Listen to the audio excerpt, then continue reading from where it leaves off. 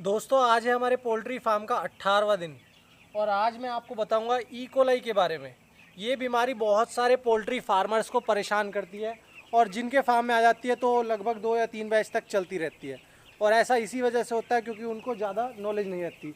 तो फार्मर भाई को मैं बताना चाहूँगा, ई कोलाई की बीमारी 2 तरह से आती है।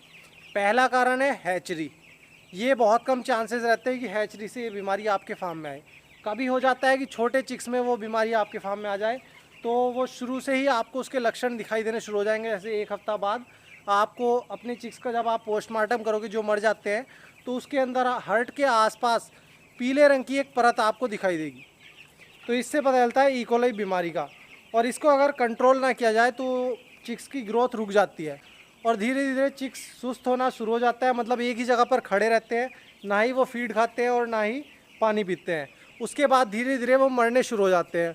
तो इससे अगर आपको बचना है तो सबसे पहले तो हैचरी का तो देखो भाई, मैं ये नहीं कह सकता कि आप पूरी तरह से बच जाओगे। आपके फार्म में आनी होगी हैचरी से तो आ जाएगी, लेकिन हैचरी से चिक्स खरीदते समय ये ध्यान रखें कि आप किसी अच्छी हैचरी से खरीदें जहाँ पर साफ़ सफाई का ज़्यादा ध्यान रखा जाता हो। जैसे जो फेमस हैचरीज़ है वहाँ से आप खरीद सकते हो। इसके अलावा दूसरा कारण होता है इस बीमारी का आपके फार्म का मैनेजमेंट और साफ़ सफाई। कितनी साफ़ सफाई आप अपने मुर्गों में रखते हो। सबसे पहले तो जो आप पानी अपने मुर्गों को पीने के लिए देते हो ना, जिस भी ड्रिंकर में, उस ड्रिंकर को साफ़ करना बहुत ज़्यादा ज़रूरी है। क्योंकि बहुत सारे फार्मर भाई उसको साफ़ नहीं करते, उसमें ज़्यादा गंदगी हो जाती है। क्योंकि जब मुर्गे दौड़ते हैं तो उनके पंजों से लीटर उसमें चला जाता है, या फिर मुर्गा दाना खाता है तो दाना खा करके वो पानी पीने जाता है तो उस पानी में वो फीड भी गिर जाता है, जिसके कारण फीड में फंगस लगती है। और अगर आप उसको साफ़ नहीं करोगे तो बैक्टीरियल इन्फेक्शन फैल जाएगा आपके चिक्स में और फिर वो ई कोलाई में बदल जाता है। तो आपको ड्रिंकर 2 टाइम साफ़ करने हैं, सुबह में और शाम में। एक कपड़े से अच्छी तरह से साफ़ कर दीजिए, कोई ज़्यादा मेहनत का काम नहीं है। आपके मुर्गे इस बीमारी से बचे रहेंगे। और इसके साथ साथ अगर ये आपके मुर्गों में बार बार आ रही है, आपने सही से साफ़ सफाई रखी फिर भी ये आ रही है, तो आप अपने फार्म के पानी का TDS ज़रूर चेक कराएं। टोटल डिज़ोल्विंग सॉलिड्स, मतलब सॉलिड की मात्रा कितनी है आपके पानी में।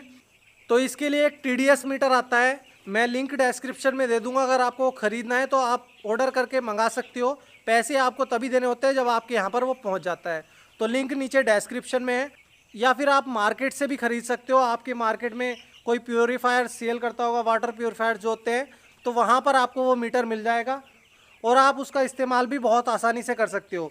आपको केवल उसको पानी में डिप करना है और उस पर नंबरिंग में लिखा हुआ आ जाएगा कि कितना TDS है आपके पोल्ट्री फार्म का। मैंने TDS के बारे में भी एक वीडियो बनाई है कि कितना TDS होना चाहिए आपके पोल्ट्री फार्म का।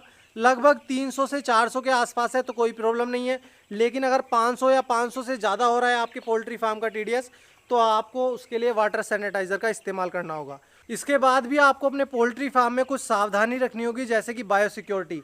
अगर आपके पोल्ट्री फार्म पर कोई बाहर से बंदा आ रहा है तो आप ध्यान रखो कि उसकी चप्पलों और जूतों पर कोई भी बैक्टीरियल इन्फेक्शन आ सकता है आपके पोल्ट्री फार्म में।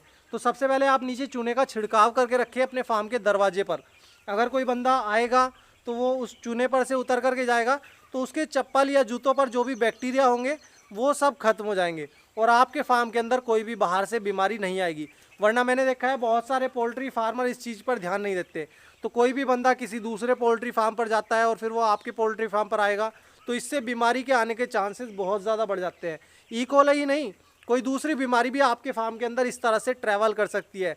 इसको अगर आप रोकोगे तो ज़्यादा अच्छा रहेगा, क्योंकि मैंने बहुत सारे पोल्ट्री फार्मर के फार्म में इस तरह से बीमारियों को आते हुए देखा है। और भाई ये सब बातें मैं ऐसे ही नहीं बता रहा, आप किसी पुराने पोल्ट्री फार्म पर जाकर के देखिए, जो एक्सपीरियंस्ड पोल्ट्री फार्मर है उनके पास जाइए, वो आपको बताएंगे कि किस तरह से पोल्ट्री फार्म के अंदर एंट्री होती है। नए फार्मर को इसके बारे में कुछ भी नहीं पता होता, उनके फार्म पर कोई भी बाहर से बंदा आता रहता है और वो उस पर ध्यान नहीं देते। फिर उनके मुर्गे बीमार हो जाते हैं और फिर वो सोचते हैं कि बीमारियां कहाँ से आ रही हैं, कैसे हो रही हैं। क्योंकि हर बैच पर अगर बीमारी आ रही है आपके पोल्ट्री फार्म में, तो ये छोटी छोटी बातें होती हैं, इनका आपको ध्यान रखना होता है। इसके साथ साथ आप भी अपने पोल्ट्री फार्म में एंट्री करते समय कुछ सावधानी रखें। अगर आप अपने चिक्स में जा रहे हो तो उसके लिए आप अलग से चप्पल या शूज़ रखिए, अलग से रख लीजिए। चिक्स में एंट्री करते समय उनको पहन लीजिए, जिससे कि आपके चिक्स में कोई भी बीमारी आने के चांसेस कम से कम रहेंगे। वरना अगर आप ही अपने पोल्ट्री फार्म में बीमारी ले आए तो आपको ही तो नुकसान है। थोड़ी सी सावधानी रखनी है। कोई पुराने शूज़ या चप्पलें आप इस्तेमाल कर सकते हो, चिक्स में एंट्री करने से पहले आप उनको पहन लीजिए, उसके बाद अपने पोल्ट्री फार्म में काम करिए। ये कुछ सावधानी रखनी होती है पोल्ट्री फार्म में। अगर आप इन सब बातों का ध्यान रखोगे तो आपके फार्म में कम से कम बीमारी आएंगी। आपको जितना एक्सपीरियंस होता जाएगा उतना ही आप अच्छी तरह से पोल्ट्री फार्मिंग करते रहोगे। जो भी पुराने पोल्ट्री फार्मर है भाई, उनको सब पता रहता है, वो ये सब चीज़ें करते हैं अपने पोल्ट्री फार्म में। तो मैं तो आपके साथ इसी तरह से अपना एक्सपीरियंस शेयर करता रहूँगा। आप हमारे दूसरे चैनल को भी जाकर के सपोर्ट करिए, नीचे डिस्क्रिप्शन में लिंक है, उस चैनल पर मैं कल को लाइव आऊँगा। अभी बता रहा हूँ आपको, कल 2 बजे उस चैनल पर आपको लाइव आऊँगा मैं। तो भाई आज के लिए इतना ही, मिलते हैं कल की वीडियो में। धन्यवाद।